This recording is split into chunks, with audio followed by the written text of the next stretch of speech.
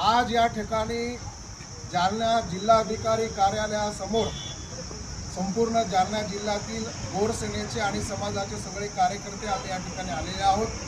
फक्त जालना इथेच नसून आज गोरसेना आणि समाजाच्या माध्यमातून महाराष्ट्रातील तब्बल तालुका, जिल्हा आणि विभागीय लेवलवर 300 ठिकाणी आज निवेदन देण्याचं प्रायोजन गोरसेनेच्या वतीने करण्यात आलेलं आहे।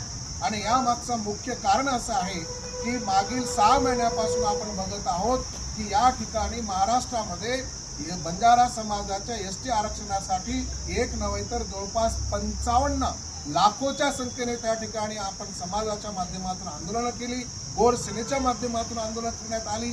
एवढंच नव्हे तर या मागणीसाठी या समाजाच्या 5 तरुण युवकांनी त्या ठिकाणी आत्मबलिदान केलं, कुर्बानी दिली, शहीद झाले। एवढंच नव्हे तर 17-18 ठिकाणी उपोषण झाले, पुन्हा आझाद मैदानला त्या ठिकाणी आंदोलन झालं। परंतु त्या ठिकाणी मुख्यमंत्री साहेबांनी जी समिती घोषित केली होती तेलानी साहेबांच्या अध्यक्षतेखाली, ती समिती घोषित करून आज जवळपास 3 महिन्यापेक्षा जास्त काळ उरलेला आहे।